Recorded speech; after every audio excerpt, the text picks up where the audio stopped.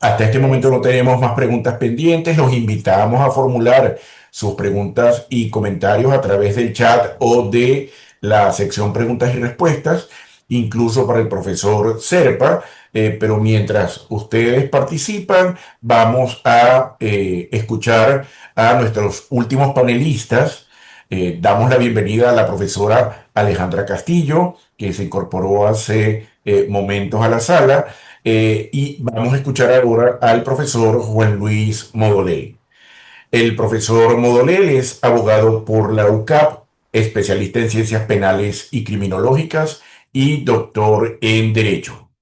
Es becario postdoctoral de la Fundación Alexander von Humboldt, profesor de Derecho Penal en la Universidad Alberto Hurtado y ex decano de la Facultad de Derecho de la Universidad Católica Andrés Bello. También es profesor ancla de nuestra especialización. Profesor. Bueno, muchas gracias.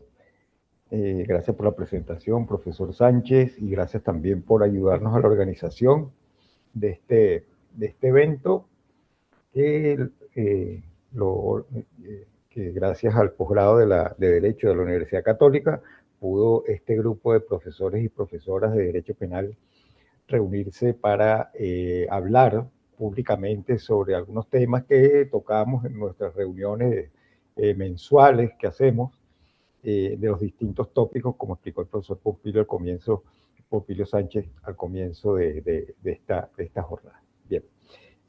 Bueno, voy a hablar de la autoría mediata. A ver si tengo por acá la presentación. Aquí está. No la encuentro. No sé si la tendrá por ahí el profesor Sánchez, porque yo la tengo aquí abierta, pero no me aparece en ventana.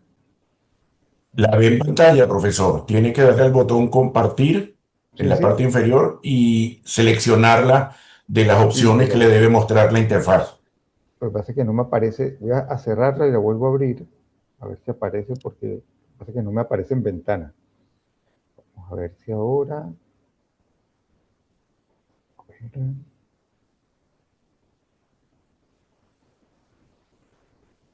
Ahora sí. Bien. Ahí se ve. No. Sí, la estamos Listo. viendo, profesor. Sí. Bien. Este tema que voy a tocar es interesante porque incluso se puede someter a críticas en el sentido de cómo responden los jerarcas de una institución por los hechos cometidos por subordinados. No solamente, bueno, voy a plantearlo en el tema de la jerarquía estatal o paraestatal, pero también incluso puede plantearse dentro de la estructura empresarial. Bien, cuando se habla de autoría mediata, se refiere a que el hecho punible se comete a través de otro sujeto que no responde penalmente. Es decir, en el ejecutor hay un déficit de punibilidad, en el sentido de que le falta la conducta, o le falta el tipo penal en su aspecto objetivo subjetivo, o el ejecutor actúa con una causa de justificación, o actúa sin culpabilidad, por ejemplo, utilizar un inimputable para cometer un delito. Ahí se habla de que el sujeto de atrás, el que instrumentaliza al ejecutor, es el autor mediato del hecho. Ese es el concepto básico de la autoría mediata, y siempre, repito, se caracteriza porque el ejecutor no responde o responde por un tipo distinto. Puede responder por un tipo imprudente, por ejemplo, el ejecutor, un tipo culposo, y el sujeto de atrás por el delito doloso. Pero repito, siempre en principio el ejecutor no va a responder penalmente. Incluso no hay acuerdo con el sujeto de atrás, el de atrás lo instrumentaliza, como acabo de explicar. Bien, pero hay un caso interesante en el cual el ejecutor sí va a responder penalmente. Ya, eso precisamente es el problema de la autoría mediata en estructuras organizadas de poder.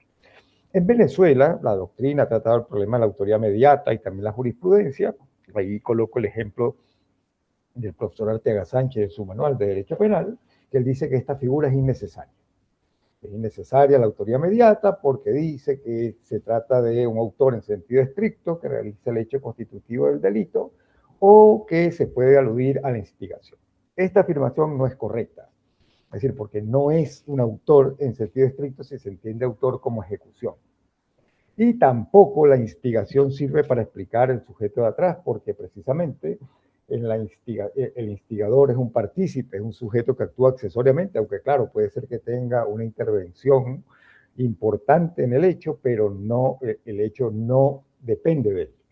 O sea, el sujeto, el que le paga al sicario los $300.000 para que mate un tercero, y el sicario cobra el dinero, pero todavía tiene que ejecutar el hecho. Imagínense que el sicario no ejecuta nada, se va con el dinero y estafa, entre comillas, al sujeto que lo instigó. Eso demuestra que el hecho no depende del instigador, sino del instigado, es decir, del ejecutor. Entonces, por eso esta afirmación de Arteaga no es correcta, y la jurisprudencia ya desde hace tiempo ha reconocido que la autoría mediata es una forma de autoría, como viene ahí en la pantalla, una sentencia del Tribunal Supremo del 10 de diciembre de 2002. Bien, pero repito, hay un supuesto en el cual no responde, o mejor dicho, el ejecutor, se puede decir que también es un instrumento, pero no queda excluido de punibilidad. Incluso responde igual que el sujeto de atrás. Imagínense un estado donde un grupo de jueces, fiscales, policías se dedican a la persecución de disidentes, de opositores políticos a un gobierno. La cuestión es cómo imputar los crímenes que cometen los ejecutores, las torturas, las lesiones, la desaparición forzada, los homicidios, en un aparato estatal o paraestatal, en un estado criminal o en un grupo guerrillero, un grupo paramilitar. Y ahí entonces, ¿cómo llegar arriba a los jerarcas? Porque pueden ser más importantes que los propios ejecutores. Y aquí Roxin crea precisamente esa figura de la autoría mediata en estructuras organizadas de poder o dominio de la voluntad a través de aparatos organizados. Él se basa en el famoso caso Eichmann. Eichmann, que era un partidario de la solución final, tampoco es que era el gran jerarca nazi en absoluto, sino que se encargaba de campos de concentración. Al final, cuando Alemania va perdiendo la guerra, Eichmann acelera su parte, su contribución a lo que era la solución final, el exterminio. El Estado nazi mató mucha gente, sobre todo al final del Tercer Reich, es decir, cuando se da cuenta Alemania que va a perder la guerra, ahí acelera el aniquilamiento, la desaparición de todas las personas que tenían en los campos de concentración. Y Eichmann era un ejecutor de esto, o sea, él seleccionaba, montaba, sacaba de los trenes, de las cámaras de gas a las víctimas. Pues bien, Eichmann, después que termina la Segunda Guerra Mundial, huye y los cuerpos de seguridad israelíes detectan que está en la Argentina. Y ahí mandan un comando élite y lo secuestran. Hay una película que relata todo esto. Bueno, está el gran libro de Hannah Arendt, Eichmann en Jerusalén, que cuenta todo el proceso. De pronto Eichmann aparece en Jerusalén.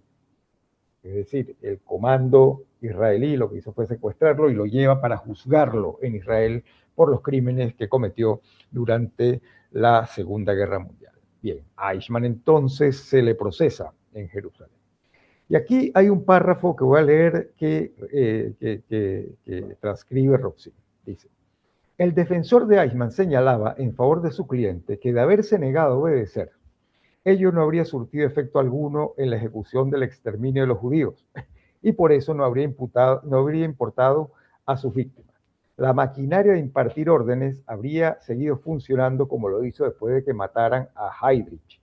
Aquí estriba la diferencia con los crímenes individuales. Frente a la orden del todopoderoso colectivo, el sacrificio carece de sentido. Es decir, que el ejecutor, que el que da la orden se niegue a obedecer la orden, entonces que eso no tiene ninguna importancia. Aquí el crimen no es obra del individuo, el propio Estado es el autor.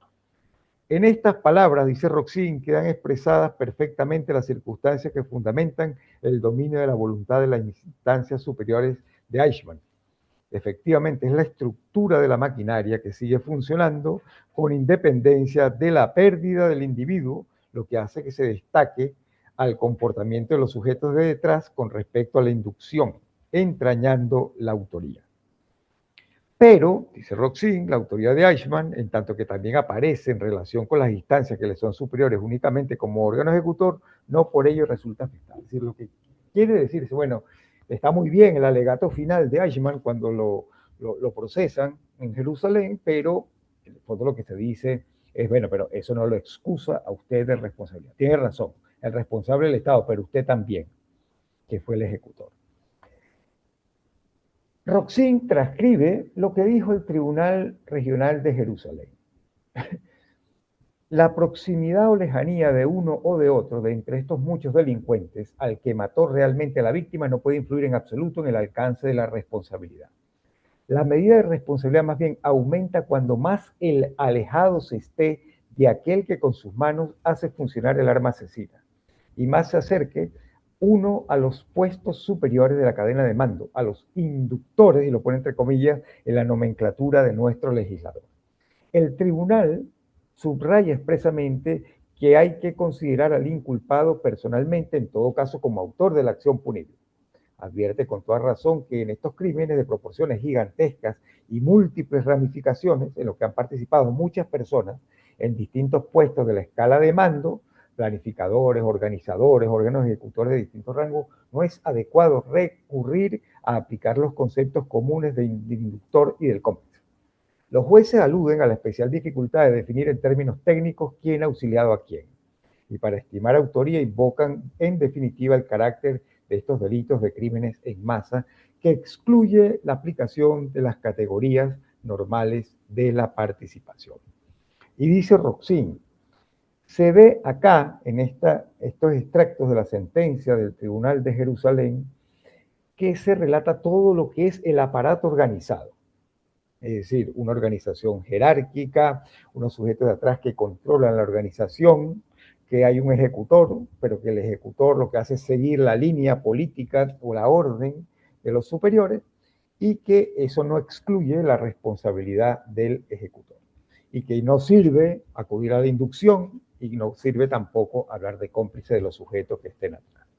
Entonces, la consecuencia de esto, el grupo de dirigentes gubernamentales de un Estado que tienen como filosofía la persecución de disidentes, por ejemplo, pudieran ser responsables de torturas, de muertes que ejecutan los funcionarios cumpliendo esa política del Estado, del gobierno. Como ocurrió en los asesinatos en campos de concentración durante el régimen nazi, el caso Eichmann, o de las muertes ocasionadas, por ejemplo, por disparos de vigilantes a personas que huían de Berlín Oriental a través del muro durante la Guerra Fría. Es decir, cuando cae el muro de Berlín en el año 89, después se procesa a los altos jerarcas de la llamada Alemania Democrática, que era la Alemania de la órbita soviética, porque había la orden de que los que saltaran el muro de Berlín Oriental para huir a Berlín Occidental, había que matarlos, había que dispararlos. Pues bien, ahí expresamente se utilizó la figura de Roxin de autoría mediata en estructuras organizadas de poder. Y lo que dice Roxin es que la propia naturaleza del fenómeno de la organización de poder justifica esto. Crímenes de guerra de Estado, de organizaciones como los que aquí se analizaron, grupos incluso criminales muy sofisticados, no pueden analizarse a través de la autoría individual, del concepto del delito individual. Ni siquiera con figuras de coautoría, inducción o complicidad. Y por eso Roxin crea todo esto, de la autoría mediata en las estructuras organizadas de poder. Claro, Roxin establece en su libro Autoría y Dominio del Hecho, que es su libro para llegar a catedrático, a profesor titular, como decimos en Venezuela, en Alemania, Autoría y Dominio del Hecho, que ha tenido varias reediciones. Ahí Roxin establece los requisitos para hablar de autoría mediata en la estructura organizada de poder. Y dice que el primer requisito es una organización con poder, una organización que puede ser el propio Estado o un Estado dentro del Estado. Un grupo guerrillero, por ejemplo, un grupo paraestatal, incluso lo extiende a una organización mafiosa también. El segundo requisito es que los miembros, los ejecutores, no obran por cuenta propia. sino son órganos de la directiva que reconocen. Tercero, la iniciativa puesta en marcha por los jerarcas, la línea política, por ejemplo, en el Tercer Reich, se va a realizar independientemente de la persona del ejecutor. Es lo que decía Eichmann. Es decir, el ejecutor es fungible, intercambiable. Se quita y se pone otro y todo va a ocurrir igual. Y por último, que exista una disponibilidad específica del ejecutor hacia el hecho. Es decir, de cierta forma el ejecutor no puede negarse. Y además obra con impunidad. Como está dentro de la organización, él cree que puede actuar impunemente. Entonces, es el caso de autoría mediata en el cual también el ejecutor va a responder penalmente, aunque el principal son los sujetos de atrás. Esto se diferencia de la coautoría. Hay autores como Jacobs, que después voy a mencionar, Silva Sánchez, que critican esto y dicen, mire, eso se resuelve con la coautoría o incluso con la inducción, pero es distinto a la coautoría. En la coautoría, además de la repartición de funciones, hay una especie de face to face. Es decir, son sujetos que se ponen de acuerdo para ejecutar, se repartan las funciones esenciales y claro, el plan necesita la colaboración de todos. Es como una especie de empresa familiar que para salir adelante, bueno, el papá, el pater familia se encarga de cobrar ahí en la panadería, en la caja, después están los hijos, uno es el que hace el pan, el otro es el que vende, pero fíjense, es una coautoría del negocio. Esto es propio de la coautoría. Pero acá es otra cosa. Acá el dominio, la imputación recíproca, el dominio de la voluntad no es sobre otros sujetos, es sobre la organización. Es decir, los sujetos de atrás, los jerarcas, controlan la organización criminal, bien dando órdenes expresas o bien, sí, dictando la línea política que los ejecutores, los cuadros medios y los cuadros inferiores van a cumplir. Jacobs critica esta figura, pero sobre todo porque, según él, se subestima el papel del ejecutor. O sea, parece que el ejecutor aquí, dice Jacobs, es algo accesorio. Y él dice que no puede ser. Por eso ha criticado esta figura de Rossi. Aquí es interesante porque se ha aplicado, como les dije, en el caso de los disparos en el muro en Alemania, en el caso de las condenas a Videla, Galtieri, a los dictadores argentinos también por desaparición forzada de personas. Pues claro, se excusaba, mire, yo no le puse una mano encima a nadie, sí, pero es que no hacía falta, porque controlaban la organización. En Chile, voy a aludir un poco a la jurisprudencia chilena, porque es interesante también sobre este punto, y un caso emblemático es el caso de Fujimori en el Perú, que se utilizó también esta figura para poder condenar penalmente al expresidente peruano. Bien, en Chile se ha tratado esta figura en el famoso caso Letelier. Letelier era el canciller, el ministro de Relaciones Exteriores de Allende, que después que llega la dictadura, que Pinochet da el golpe de Estado y después hay una dictadura en Chile, Letelier, claro, huye, primero estuvo en Venezuela y después terminó en Estados Unidos. Terminó en Washington, entonces era como una especie de canciller en el exilio del gobierno derrocado chileno. Pues bien, aquí se planifica su atentado y lo hacen, la planificación, Manuel Contreras, el jefe de la policía política de la dictadura pinochetista, de la DINA, Pedro Espinosa, que era el jefe de operaciones, y contratan a un norteamericano de apellido Townley, que vivía en Chile, pero que fue a Estados Unidos precisamente, quien a su vez contrató un grupo de cubanos en el exilio para matar a Letelier. ¿Y cómo lo matan? Le colocó una bomba en el Malibú que tenía en el auto y él va ahí con su secretaria, Ronnie Moffitt, y el marido de la secretaria. Entonces van en el auto, explota ya en Washington y es grave porque es un atentado que realizó Pinochet en territorio estadounidense. Ahí después se procesa a Contreras y a Pedro Espinosa año 93, y se habla de autoría mediata en estructuras organizadas de poder, ahí ambiguamente, pero yo creo que aquí no había una autoría mediata como tal. Aquí yo creo que hubo coautoría, o sea, se pusieron de acuerdo, Manuel Contreras, Espinosa, Townley, a su vez contrataron a los cubanos en Estados Unidos para matar al canciller de Salvador Allende. Pero aquí lo interesante es que, claro, era una especie de coautoría en una etapa previa en la planificación, pero ahí se recurrió a esta figura. Después hay dos casos, el desafuero de Pinochet, Caravana de la Muerte, 8 de agosto de 2000, donde se dice que en una institución armada, donde hay una verticalidad del mando, donde el jefe de Estado controla, ahí se podía hablar también de autoría mediata. Y también en el caso del desafuero de Pinochet, en el caso de la Operación Cóndor, el homicidio de Tucapel Jiménez en el año 2004. Pero el caso más claro en Chile es la extradición de Fujimori. O sea, Fujimori huye del Perú después de un fraude electoral. Se va a Japón y después vuelve a Latinoamérica. Vuelve a Latinoamérica y vuelve a Chile. O sea, viene a Chile, no llega a Perú, sino que se queda en Chile. Aquí estuvo unos años. Y ahí Perú pide la extradición de Fujimori para procesarlo por el caso Barrios Altos y masacre de la Cantuta.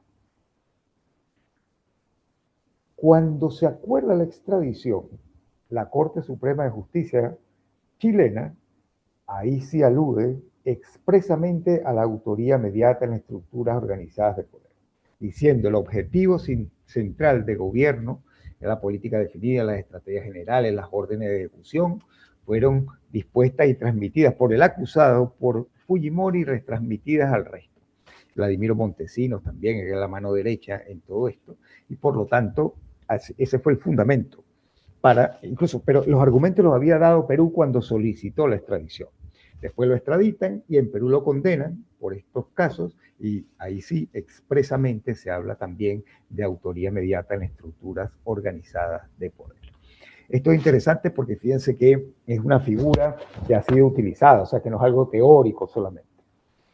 En el ámbito del derecho penal internacional hay que aludir también porque, por ejemplo, el artículo 25 del Estatuto de Roma, Corte Penal Internacional, que tiene su sede en La Haya para el enjuiciamiento y castigo de los crímenes más graves, los crímenes de genocidio, crímenes de lesa humanidad, crímenes de guerra, y en el ámbito del Estatuto de la Corte Penal Internacional, conocido como el Estatuto de Roma, ahí hay un artículo que habla del artículo 25 de la responsabilidad penal individual. Y el número 3 de ese artículo dice que de conformidad con el presente estatuto será penalmente responsable y podrá ser penado por la comisión de un crimen de la competencia de la Corte quien cometa ese crimen por sí solo, es decir, el autor individual, con otro, la coautoría, dice, o por conducto de otro, sea este o no penalmente responsable. Ahí, en esa última parte, eso que está ahí en rojo en la lámina, dice, por conducto de otro, sea este o no penalmente responsable, se está aludiendo a la autonomía, a la autoría mediata clásica, esa en la cual el ejecutor no es responsable penalmente, y también pareciera a la autoría mediata en estructuras organizadas de poder, donde el ejecutor también va a responder penalmente. Es decir, que se puede decir que hay una consagración expresa de la autoría mediata en aparatos organizados de poder dentro del Estatuto de Roma. Es interesante porque antes del Estatuto, el Tribunal para la Antigua Yugoslavia en dos casos reconoció la autoría mediata. Incluso habla de coautoría mediata en estructuras de poder. El caso Stakic y el caso Milutinovic. Ahí se refirió a esto. Y la propia Corte, el famoso caso Katanga, también hace alusión a eso, al hombre de atrás que comete el delito mediante el control sobre una organización. Los agentes materiales cumplen automáticamente las órdenes. Y para determinar que va a haber un cumplimiento automático de la orden, de la línea política de la organización, dictada por el superior jerárquico, hay que valorar el tamaño de la organización, compuesta por subordinados intercambiables de rango inferior, es decir, la fungibilidad de la cual habla Roxy. Pues bien, entonces también desde el punto de vista del derecho penal internacional se ha admitido esa figura de la autoría mediata en la estructura organizada de poder. Pero fíjense, si nos quedamos aquí, claro, pareciera entonces que la construcción de Roxin se aplica solamente en casos de regímenes dictatoriales, regímenes que se apartan totalmente del Estado de Derecho, y que claro, entonces su aplicación sería muy restrictiva. No obstante, Roxin dice que también puede aplicarse a grupos mafiosos, sofisticados, jerárquicos, a cárteles de drogas, etcétera. Pero de todas maneras sería un ámbito muy reducido de aplicación. Por ello, la doctrina también se ha preguntado, bueno, ¿y por qué no se le aplica a las empresas? En el ámbito de las empresas que cometen delitos, por ejemplo, contaminación ambiental, colusión o puesta en circulación de productos defectuosos. ¿Por qué no? Para llegar a los directivos de la empresa, que son los más importantes dentro de la organización empresarial, porque no se utiliza también esta figura. Muñoz Conde, por ejemplo, en España está de acuerdo con usarla para, dice él, para conseguir, como dice ahí, soluciones plausibles a casos de fragmentación de la actividad empresarial, porque claro, en una empresa muy sofisticada, muy jerárquicamente muy bien organizada, en estructuras, con sede en el extranjero, por ejemplo, la casa matriz de la empresa, General Motors está afuera y el auto se pone en circulación, el vehículo se pone en circulación en un país y a determinada velocidad explota. Claro, pero el diseño, todo eso viene de afuera. Entonces, ¿cómo se llega a los directivos? Entonces, según Muñoz Conde, debería utilizarse esta figura. Schunemann, discípulo de Roxin, dice, también plantea el caso, pero él no está de acuerdo con utilizarla. El propio Roxin se opone a eso. Roxin dice que esta figura está pensada para organizaciones que se apartan del derecho totalmente. Por eso habla de organizaciones, estados criminales, grupos paraestatales, por ejemplo. Por eso dice el Estado dentro del Estado, o grupos criminales muy organizados, de delincuencia organizada, como cárteles de drogas, también podría aplicarse. Es decir, él dice que esto no se aplica, sino a esa figura. Claro, pero queda abierta la posibilidad de si se pudiera utilizar para el castigo dentro de una empresa. Porque lo que ocurre, repito, en la empresa es que la forma como está organizada puede acarrear impunidad. Es lo que dice el propio Schunemann, que opera lo que se llama el espíritu de grupo. Cuando uno observa que una empresa pone en circulación una medicina defectuosa, una medicina que está mal elaborada y que causa daños en los consumidores, y entonces uno observa que ese laboratorio farmacéutico siempre ha obrado así porque ahorra costos. Y entonces si se va a buscar quién fue el que tuvo esa idea, no se va a encontrar. Es decir, porque si es, repito, un gran laboratorio farmacéutico que con sus diversos departamentos, con su división del trabajo, va a ser muy complicado llegar a quién es el sujeto que tuvo la idea de cometer ese hecho. Por eso entonces, Muñoz dice, bueno, ¿y por qué no se utiliza esta figura para llegar a los directivos de la empresa? Bien, de todas maneras, queda abierta la interrogante de si esta figura cumple o castigar a los jerarcas como autores de una organización criminal, aunque no ejecutaron el hecho, no viola el principio de culpabilidad. Es decir, por ejemplo, si es una empresa, castigar a los directivos de una empresa por un delito cometido a través de la empresa, solo por el hecho de ser los directivos, eso violaría el principio de legalidad. Bueno, entonces también la pregunta puede ser, bueno, ¿y castigar a los jerarcas de la organización criminal solo por ser jerarcas de los crímenes que se cometen a través de la organización, aunque ellos no lo ejecutan, claro, pero crearon la línea? ¿Eso no viola el principio de culpabilidad? Bueno, es una pregunta que puede quedar abierta. Yo creo que no, ciertamente, porque sigue la línea, el que traza la línea política, la línea directiva, son los jerarcas y además que tienen el control de la organización, que eso es lo que caracteriza a la autoridad mediata en estructuras organizadas de poder y las diferencias del autor. Bueno, muchas gracias por la atención. Gracias, profesor Modoleri.